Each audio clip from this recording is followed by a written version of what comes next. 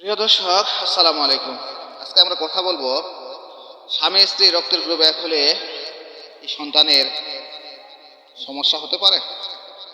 প্রথমে জেনে নেওয়া যাক মানুষে মানুষের রক্তের গ্রুপ কেন আলাদা হয়। বিভিন্ন অ্যান্টিজেনের উপস্থিতির উপর নির্ভর করে রক্তের গ্রুপ ভাগ করা হয়। এবিও গ্রুপিং পদ্ধতিতে 4টি রক্তের গ্রুপ আছে: এ, বি, এবি এবং ও। এই রক্তের গ্রুপগুলোর কোনোটি সাধারণত গর্ভস্থ শিশুর উপর বিরূপ প্রভাব ফেলে না।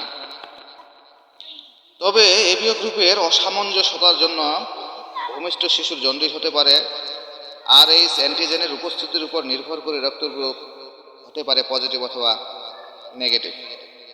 এক্ষেত্রে যা ঘটতে পারে: স্বামী স্ত্রী দুজনের রক্তের গ্রুপ পজিটিভ, গর্ভস্থ সন্তানের রক্তের গ্রুপও পজিটিভ হয়, ফলে মায়ের সঙ্গে সন্তানের রক্তের গ্রুপের সামঞ্জস্য থাকে এবং দুজনেই নিরাপদ থাকে। স্বামীর রক্তের গ্রুপ নেগেটিভ ও স্ত্রীর রক্তের গ্রুপ পজিটিভ। গর্ভস্থ সন্তানের রক্তের গ্রুপ পজিটিভ বা নেগেটিভ যে কোনোটাই হতে পারে। তবে মায়ের রক্তের গ্রুপ যেহেতু পজিটিভ, সেহেতু দুজনের কারোর এই ক্ষতির শঙ্কা নেই। স্বামী স্ত্রী দুজনের রক্তের গ্রুপ নেগেটিভ, এক্ষেত্রে সন্তানের রক্তের গ্রুপও নেগেটিভ হয়, ফলে কোনো সমস্যা হয় না। স্বামীর রক্তের গ্রুপ পজিটিভ কিন্তু স্ত্রীর রক্তের গ্রুপ নেগেটিভ, গর্ভস্থ সন্তানের রক্তের গ্রুপ পজিটিভও হতে পারে অথবা নেগেটিভও হতে পারে।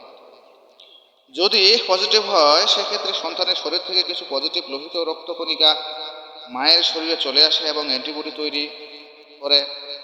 সাধারণত প্রথম বাচ্চার কোনো সমস্যা হয় না, তবে পরবর্তী সময়ে মা যদি অন্তঃসত্ত্বা হন এবং গর্ভস্থ সন্তান পজিটিভ রক্তের হয়, তাহলে এই অ্যান্টিবডি সন্তানের লোহিত রক্তকণিকাগুলোকে ধ্বংস করে, ফলে গর্ভস্থ শিশুর শরীরে রক্তশূন্যতা ও জন্ডিস দেখা দেয়।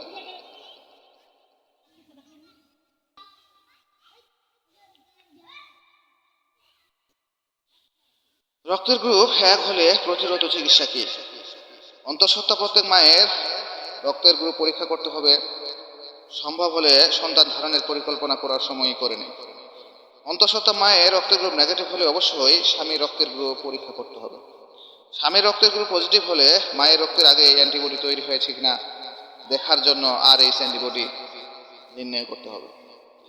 মায়ের শরীরে RH অ্যান্টিবডি অনুপস্থিত থাকলে 28 সপ্তাহে মাকে অ্যান্টিবডি টিকা দিতে হবে এবং সন্তানের জন্মের পর রক্তের গ্রুপ পরীক্ষা করতে হবে। সন্তানের রক্তের গ্রুপ পজিটিভ হলে 72 ঘন্টার মধ্যে পুনরায় মাকে টিকা দিতে হবে। যদি মায়ের শরীরে আগে থেকে অ্যান্টিবডি তৈরি থাকে, তাহলে আর টিকার কোনো ভূমিকা নেই। ওই মাকে অবশ্যই উচ্চ ঝুঁকিপূর্ণ অন্তঃসত্ত্বা হিসেবে বিবেচনায় রাখতে হবে